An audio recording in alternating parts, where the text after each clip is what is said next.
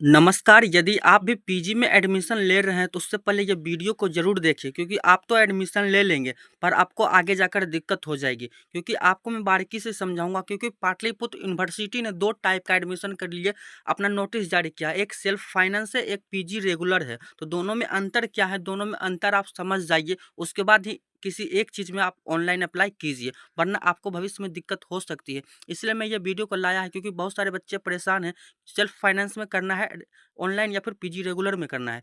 अगर जो आप वीडियो देखना चाहते हैं एंड तक जुड़े रहिएगा, तभी आपको समझ में आएगा, ठीक है?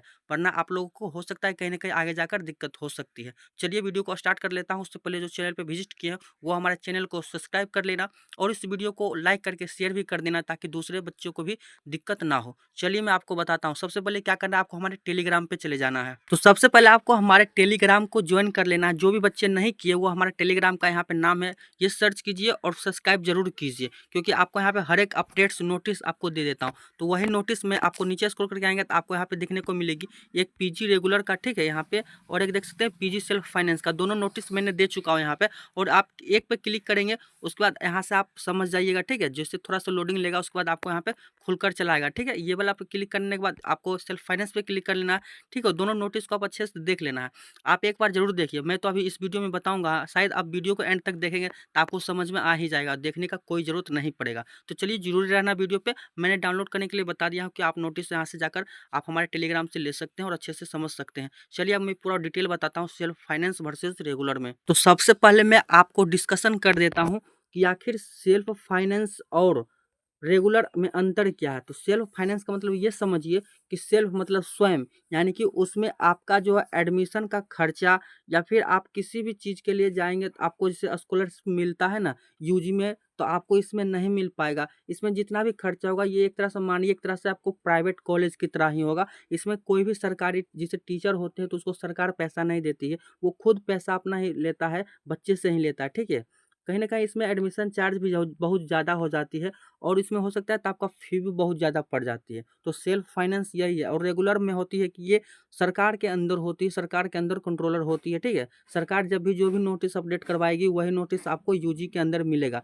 लेकिन सेल्फ फाइनेंस में ऐसा नहीं है। सेल्फ फाइनेंस में आपको जो वहाँ का टीचर पढ़ाते हैं वही अपना कहेंगे कि कब मेरा एग्ज़ाम लेना है, या फिर कब एडमिट कार्ड देना है, या बच्चों का रजिस्ट्रेशन कब करवाना है, और या फिर बच्चे को डॉक्यूमेंट्स के लिए कब क्या करना है, वो सारी जानकारी आपको सेल्फ फाइनेंस में टीचर ही देता है जो स्कूल के अंदर पढ़ाता है या कॉलेज के अंदर पढ़ाता है। तो आपको समझ में आ गया होगा सेल्फ फाइनेंस और रेगुलर में अंतर।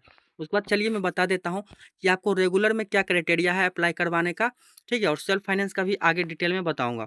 तो सबसे पहले आप यहाँ पे देख सकते हैं जो भी पीजी के लिए एडमिशन के लिए ऑनलाइन करते हैं, वो यहाँ पे बोला जा रहा है कि अगर इसके अंदर एमए, एमएससी, एमकॉम, एमए जैसे बहुत सारे कोर्सेज आपको यहाँ पे मिल जाएगी, ठीक है। पाठ्यक्रम सत्र 2026 से 28 में नामांकन हेतु इच्छुक एवं योग्य विद्यार्थी ऑनलाइन आवेदन 22/7/2026 से 7/8/2026 तक कर सकते हैं। आपके पास 15 दिन का टाइम दिया है, ठीक है। यूनिवर्सिटी वहाँ से अपना एडमिशन ले सकते हैं।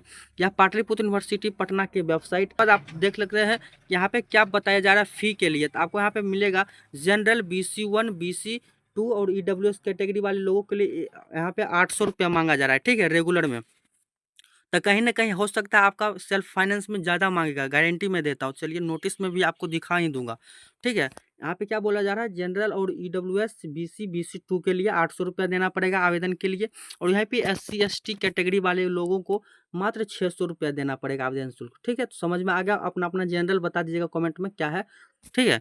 उसके बाद आपको यहाँ पे बता देना चाहता हूँ कि एलिजिबिलिटी क्राइटेरिया इसका क्या है, कौन-कौन लोग इसमें आवेदन कर सकते हैं। तो सबसे पहला पॉइंट आप देख सकते हैं, passed the bachelor degree with 45% marks in respective honours subject, major subject and core subject.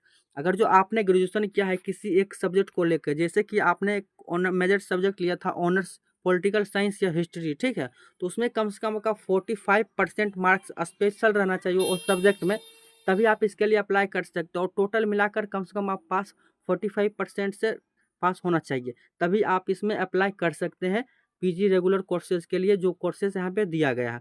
दूसरा पॉइंट क्या कह रहता है समझिए, past the bachelor degree with 55% marks in subsidiary pass course और एलाइज सब्जेक्ट।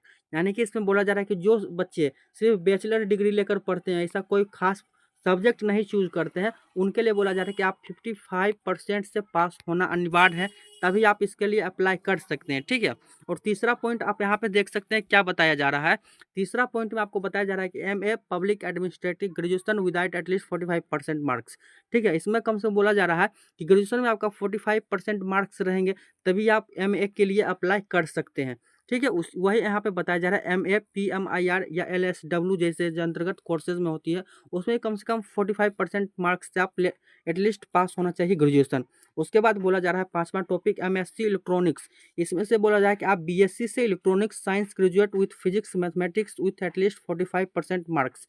इसमें भी बोला जा रहा है कि आप बीएससी होना चाहिए कोर्सेज, बीए नहीं बीएससी कोर्सेज होना चाहिए। इसमें इलेक्ट्रॉनिक्स साइंस ग्रेजुएट या फिर फिजिक्स मैथ केमिस्ट्री ये सब विषय से आप अगर जो पास हुए हैं, ठीक है, तो आप इसमें 45% मार्क्स आपका रहेगा, तभी आप कर सकते हैं। एटलीस्ट आपको चाहिए कि ग्रेजुएशन में आप किसी भी खास टॉपिक या किसी खास सब्जेक्ट से लेकर पढ़ाई कर रहे हैं, तो उसमें कम से कम 45% मार्क्स होना चाहिए, तभी आप इसके लिए एलिजिबल हैं, ठीक है। उसके आगे आप यहाँ पे देख सकते हैं, यहाँ पे बोला जा रहा है बी पॉइंट नंबर बी में student are advise to choose 3 college where the courses is available, ठीक है। इसमें बोला जा रहा है कि आप स्टूडेंट जब भी आप अप्लाई ऑनलाइन करेंगे अपने पीजी एडमिशन के लिए, तो आप उसमें कम से कम 3 कॉलेज ज़रूर चूज़ कीजिएगा, तभी आपका एडमिशन के लिए अवेलेबल हो पाएंगे, वरना आपका लिस्ट में नाम ही नहीं शो करेगा। तो आप यहाँ पे ध्यान रखिएगा इस बात को कि 3 कॉलेज हर हाल में आपको चूज करना है। उसके बाद बोला जा रहा है पॉइंट सी में रिजर्वेशन, मतलब reservation rules as per the reservation rule of the government of Bihar. इसमें बोला जा रहा है कि जितने भी आरक्षित वर्ग के मतलब छात्र छात्राएं लड़का एवं लड़की हैं, उनको बिहार के पॉलिसी के अनुसार जो अपने वेबसाइट पे आवेदन करना है, जितना शुल्क मांगेगा वो देना है, और उसका जो क्राइटेरिया होगा वो पूरा करना है। उसके बाद बोला जा रहा है सिलेक्शन क्राइटेरिया डी पॉइंट में कि the merit list will be prepared for the regular courses on the marks basis of the marks obtained in respective honors subject major subject if vacancy exists to follow by subsidiary pass code and lastly by the allied subject। इसमें बोला जा रहा है कि आपका जो merit list बनेगा, वो मेरिट लिस्ट आपका बनेगा जो भी बीए बीएससी या बीकॉम किए होंगे किसी खास सब्जेक्ट को लेकर, अगर जो 45% से ज़्यादा मार्क्स है आपके लिए बेहतर है, क्योंकि मेरिट लिस्ट इसी पे बनेगा। हो सकता है तो आपका जो है अच्छा से अच्छा कॉलेज पीजी में मिल जाए और फर्स्ट ही लिस्ट में आपका नामांकन हो जाए, ठीक है। और जिसका 45% या 45 नीचे हो उसका तो एकदम नहीं होगा, जिसका 45 के आसपास से वो भी अच्छे से थोड़ा अप्लाई कीजिएगा, कॉलेज चूज कर लीजिएगा अपने परसेंटेज के हिसाब से, नहीं कि आपका 45% मार्क्स है और आप दे दीजिए है 70-85% कॉलेज वाले के लिए, तो उसमें आपका होगा कि मेरिट लिस्ट में नाम ही नहीं शो करेगा। यहाँ पे साफ साफ बताया जा रहा है, ठीक है। उसके बाद ई पॉइंट में देखिए if a candidate mentions his her caste category marks etc falsely his her application form will be rejected without refund of the application. इसमें बोला जा रहा है कि अगर जो कोई भी कैटेगरी वाले लोग भर रहे हैं तो अपना कैटेगरी को ध्यान से दीजिएगा। ये नहीं कि आप BC1 में आते हैं तो आपको BC2 कर देना है, ठीक है। ये नहीं कि आप EWS में आते हैं तो आपको BC लगा देना है। कैटेगरी ध्यान से देखिएगा। इसमें बोला जा रहा है कोई भी करेक्शन या फिर आपका कुछ नहीं होगा, इसमें आपका क्या होगा कि फॉर्म रिजेक्ट कर दिया जाएगा और आपका पैसा भी वापस नहीं किया जाएगा। यहाँ पे डायरेक्ट बोला जा रहा है, तो इसीलिए भाई और एवं बहन दोनों ध्यान से भरना फॉर्म को, खास कर कैटेगरीज आप अपना सही से सिलेक्ट कीजिएगा। यहाँ पे बोला जा रहा है रिजेक्टेड विदाउट रिफंड, आपका कोई भी पैसा नहीं रिफंड किया जाएगा, डायरेक्ट आपका फॉर्म रिजेक्ट मार दिया जाएगा, ठीक है। और आवेदन करने के लिए क्या क्या दस्तावेज लगेंगे वो समझ लीजिए। थोड़ा सा वीडियो लंबा होगा भाई, वीडियो को एंड तक जरूर देखना, तभी आपको समझ में आएगी। नहीं देखोगे तो आप तो एडमिशन ले लेंगे तो आगे आप लोग समझिएगा प्रॉब्लम, फिर कमेंट में बताइए कि भैया मेरे साथ ये हो गया वैसा हो गया, तो हम भी कुछ नहीं कर सकते। जिससे मैं बता रहा हूँ चुपचाप आप ध्यान से वीडियो को देखिए, 8-10 मिनट टाइम दीजिए, तभी आप लोगों को समझ में आएगा। सबसे पहले आप देख सकते हैं दस्तावेज में क्या करना है, मैट्रिक का अंक प्रमाण पत्र मार्कशीट और सर्टिफिकेट लेकर जाना है, ठीक है। और इंटरमीडिएट का भी मार्कशीट और सर्टिफिकेट लेकर जाना, और ग्रेजुएशन आप पास किए हैं तो उसका मार्कशीट आपके पास होना चाहिए। उसके बाद आरक्षण जाति के लिए आप जिस भी कास्ट से आते हैं वो कास्ट का सर्टिफिकेट आपको लेकर जाना है, ठीक है। जितना बोला जा रहा है उसके आगे भी होगा, आपके पास आधार कार्ड होना चाहिए, तब अपार आईडी भी होना चाहिए, ठीक है। अपार आईडी नहीं आकर जो आपको बना है या फिर नहीं डाउनलोड करने आ रहा है या फिर बनाया ही नहीं है, तो आप हमारे चैनल पे विजिट कीजिए। मैंने बताया हुआ कि अपार आईडी आप कैसे बना सकते हैं या फिर अपार आईडी को आप कैसे डाउनलोड कर सकते हैं, हमारे चैनल पे देखिए, मैं पूरा प्रोसेस बताया हुआ हूँ अपार आईडी से रिलेटेड। तो इतना सारा चीज़ आपको लेकर जाना है, तभी जाकर आपका क्या होगा ऑनलाइन एप्लीकेशन फॉर्म सबमिट होगा, आप सक्सेसफुल होगे। तो आई होप आपको समझ में आ गया होगा कि रेगुलर के लिए क्या-क्या क्राइटेरिया होना चाहिए। अब बचा है सेल्फ फाइनेंस कोर्सेज़ के लिए, मैं उसका भी क्राइटेरिया बताता हूँ। वीडियो पे बने रहना, हटिएगा तो आप लोग समझिएगा क्योंकि आपको दिक्कत आ जाएगी। तो सिंपली से क्या करना है, चलिए सेल्फ फाइनेंस का नोटिस निकालता हूँ और पूरा प्रोसेस आपको बताता हूँ। तो वीडियो पे एंड तक जुड़े रहना और कोई भी डाउट हो भाई मुझे कमेंट्स में ज़रूर बताइए, मैं उसका हर एक का रिप्लाई आप लोगों को ज़रूर दूँगा और मदद ज़रूर करूँगा। तो चलिए मैं सेल्फ फाइनेंस का नोटिस को निकाल लिया हूँ और आपको बारीकी से बताता हूँ। जितने भी परीक्षार्थी सेल्फ फाइनेंस में जाना चाहते हैं वो खास इस पॉइंट को जरूर सुनिएगा। ठीक है, सबसे पहले आपको यहाँ पे आवश्यक सूचना में देख लीजिए क्या बोला जा रहा है कि post graduate self finance courses, इसके अंतर्गत एमबीए, एमसीए, एमसीए या फिर biotechnology, MSc, IIT, PG, DCR, ये सब सेशन जो होता है 2026 से 28 2 साल का कोर्सेज है।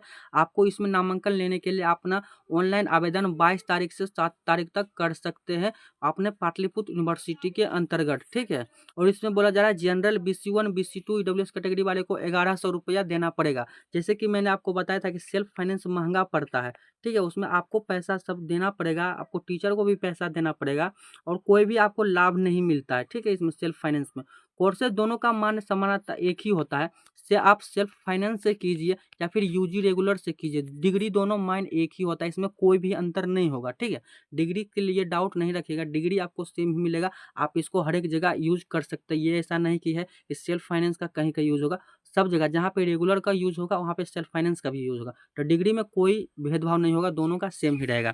ठीक है, तो मैंने जैसे कि बताया था कि आपको इसमें पैसा ज़्यादा लगेगा, तो शायद आपको कहीं ना कहीं लग रहा है क्योंकि उसमें आपको 800 मांगा गया था। ठीक है, और SC ST वाले को यहाँ पे 750 रुपया मांगा जा रहा है, उसमें 600 रुपया मांगा था रेगुलर बारे में। तो कहीं ना कहीं 200-400 रुपया ज़्यादा आपको लग रहा है, तो आप इतना के लिए टेंशन नहीं लीजिएगा। आप एडमिशन लेना चाहते हैं सेल्फ फाइनेंस में, तो आप आसानी से अप्लाई कर सकते हैं 1100 रुपया देकर। ठीक है, इसका एलिजिबिलिटी क्राइटेरिया को समझते हैं, ध्यान से देखिएगा। एमबीए के लिए अगर जो आप ऑनलाइन करना चाहते हैं, एमबीए में पढ़ाई करना चाहते हैं, तो आपको उससे पहले क्या करना है, आपको ये क्राइटेरिया आपके पास होना चाहिए, ग्रेजुएशन विथ एटलीस्ट 50% मार्क्स। ठीक है, क्योंकि आपके पास 50% मार्क्स से ग्रेजुएशन उत्तीर्ण होना चाहिए और आरक्षित वर्ग के जातियों के लिए 45% से आप पास होना चाहिए, तभी आप इसके लिए एलिजिबल हैं, नहीं तो नहीं हो पाएंगे। टॉपिक नंबर दूसरा देखिए, बोला जा रहा है एमसीए के लिए आप करना चाहते हैं, अगर जो आपने बीसीए किया हुआ है कोर्सेज, फिर बीए, बीएससी, बीकॉम नहीं किया है, ठीक है, आपने बीसीए किया हुआ, तो आप इसमें एमसीए के लिए एलिजिबल हैं क्योंकि इसमें कंप्यूटर रिलेटेड जानकारी दिया जाता है, कंप्यूटर के रिलेटेड आपको पढ़ाई किया जाता है। तो बीसीए आपको सॉफ्टवेयर डिजाइनर के लिए बताया जाता है, तो आप यहाँ पे एलिजिबल हैं। ठीक है, तो आप बीसीए कम से कम 45% मार्क्स से पास होना चाहिए, mathematics at bachelor degree and +2 level 55% marks in LI subject. ठीक है, इसमें बोला जा रहा है कि आपने बीसीए किया हुआ है तो आपको 45% मार्क्स से पास होना चाहिए, आप ग्रेजुएशन भी किया हुआ है तो 45% मार्क्स से पास होना चाहिए। ठीक है, और 10+2 में आपका 55% मार्क्स होंगे, तभी आप इस फॉर्म को भर सकते हैं। आपके पास होना चाहिए physics and mathematics and English, ये सारे सब्जेक्ट आपके पास होंगे, तभी आप इसके लिए एलिजिबल हैं। ठीक है, तो आई होप आपको यहाँ समझ में आ चुका होगा। बाद बाकी ये नीचे को छोड़ दीजिए, कोई दिक्कत नहीं। इसमें बोला जा रहा है इंजीनियरिंग, अगर जो आपने अलग से कोई कोर्सेज किया हुआ है, इलेक्ट्रॉनिक मैकेनिक्स, ठीक है, इंजीनियरिंग से रिलेटेड कोई कोर्सेज, तो आप इसके लिए एलिजिबल हैं। इसमें बोला जा रहा है MSc biotechnology master science college से आप करना चाहते हैं। ठीक है, तो इसमें क्या करना है, graduation degree in life session, यानी कि आपके पास जो होता है जीवन विज्ञान, जिसको बायोलॉजी बोलते हैं, बायोलॉजी में biotechnology, botany, zoology, chemistry, microbiology, industrial microbiology, इस टाइप का आपने कोर्स किया हुआ है, बीटेक किया हुआ है बायोलॉजी। ठीक है, तो आप इसमें यहाँ पे फॉर्म को भर सकते हैं एमएससी में। ठीक है, तो यहाँ पे बोला जा रहा है कि आप लोग ये फॉर्म को यहाँ पे भर सकते हैं, इसमें 55% मार्क्स कम से कम होना अनिवार्य है, तभी आप भर पाएंगे। उसके बाद बोला जा रहा है यहाँ पे कि एमएससी के लिए यानी IT candidate must have passed BSc IT, BSc electronic computer science, mathematics, physics and BCA with 45% marks, यानी कि आप बीए, बीएससी, बीकॉम किए हुआ या फिर बीसीए किया हुआ, तो आपको 45% मार्क्स होना चाहिए और आपने बीएससी किए हुए हैं। ठीक है, जिससे क्या होता है ना मैथमेटिक्स, ठीक है, मैथमेटिक्स से, केमिस्ट्री से या फिजिक्स से आपने किया हुआ है स्पेशल ऑनर से लेकर, तो आप 45% आपके पास मार्क्स होना चाहिए, तभी आप इसके लिए एलिजिबल हैं, अन्यथा आप लोगों का इसमें नहीं हो पाएगा। उसके बाद आगे देखिए यहाँ पे क्या बोला जा रहा है, एमएससी इन्वायरमेंटल साइंस, सिर्फ इसमें आईटी था, इसमें इन्वायरमेंटल साइंस आप पढ़ना चाहते हैं तो बीएससी विथ बॉटनी जूलॉजी से पास होना चाहिए। ठीक है, आप फिजिक्स केमिस्ट्री से पास होना चाहिए, EWM environmental science engineering and science graduate, यानी कि साइंस लेवल का कोई भी कोर्सेज आप किए हुए हैं आप इसमें एलिजिबल हैं। ठीक है। उसके बाद यहाँ पे नीचे में ये बोला जा रहा है पीजीडीसीआर ग्रेजुएशन विथ एटलीस्ट 45%। आप कोई भी साधारण ग्रेजुएशन किया हुआ है या फिर कोई सब्जेक्ट लेकर के आओ तो 45% से पास होना चाहिए, तभी आप इसके लिए एलिजिबल है। और उसके बाद बोला जा रहा है MLIC, इसमें कोई दिक्कत नहीं, इसमें छोड़ दीजिए। ठीक है, इतना चीज़ बता दिया। और उसमें भी बोला जा रहा था कि आपको 3 कॉलेज को चूज़ करना है। इसमें भी बोला जा रहा है student are advised to choose 3 college where the courses is available. ठीक है, जो भी कोर्स अवेलेबल है या फिर आपको जो कोर्सेज पसंद है वो कोर्सेज को दीजिए। उसके बाद आपको 3 कॉलेज चुनना है, अनिवार्य है, तभी आप इसके लिए होगा। अगले मेरिट लिस्ट में नाम आएगा, नहीं तो नहीं आ पाएगा नाम। फिर आप मुझे मत बोलिएगा कि वीडियो नहीं देखे, 3 कॉलेज नहीं चुने, अब क्या होगा। तो आगे हम कुछ भी नहीं बता सकते क्योंकि इसमें पूरा प्रोसेस आपको खुलकर बता रहा हूँ। ठीक है। उसके बाद बोला जा रहा है reservation rules as per the reservation rules of government of Bihar, यानी कि आरक्षित वर्ग के लिए जो बिहार सरकार के द्वारा छूट जो दिया जाता है वो आपके हिसाब से मिल जाएगा। इसमें सिलेक्शन क्राइटेरिया यही है कि the merit list will be prepared for the regular courses of the basis mark the obtained in respective honours. मैंने बताया था कि पीजी में भी वही सिलेक्शन रूल है रेगुलर में, और सेल्फ फाइनेंस में भी वही सिलेक्शन रूल है, क्योंकि नियम दोनों का एक ही होता है, बस अंतर यही, इसमें पैसा ज़्यादा लगता है, उसमें पैसा थोड़ा कम लगता है। ठीक है, बात यही है, बात बाकी कुछ नहीं है। उसके बाद यहाँ पे भी बोला जा रहा है कि आप अपना कास्ट को सही से भरिएगा, वरना आपका फॉर्म को रिजेक्ट कर दिया जाएगा, पैसा आपको वापस नहीं मिल पाएगा। ठीक है, आवेदन के लिए वही मैंने बताया था, मैट्रिक एंड इंटर का मार्कशीट और सर्टिफिकेट होना चाहिए, ग्रेजुएशन का आपके पास सर्टिफिकेट होना चाहिए, आप जिस भी कास्ट से आते हैं उस कास्ट का आपके पास सर्टिफिकेट होना चाहिए। ठीक है, आधार कार्ड होना चाहिए, अपर आईडी होना चाहिए। बाद बाकी आई होप आपको पीजी सेल्फ फाइनेंस और पीजी रेगुलर में अंतर मैंने पूरा स्पष्ट बताया है। अगर अभी भी आप लोगों को दिक्कत है तो आप मुझे कमेंट बॉक्स में बताइए, मैं आपको पूरा सटीक जानकारी फिर से दूंगा भाई, क्योंकि आप जब तक नहीं समझेंगे तब तक मुझे भी अच्छा नहीं लगेगा।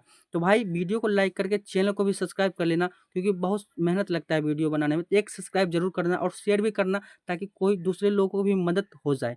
आई होप मिलता हूँ अगले वीडियो में। कोई और जानकारी चाहिए तो मुझे कमेंट बॉक्स में जरूर बताइएगा।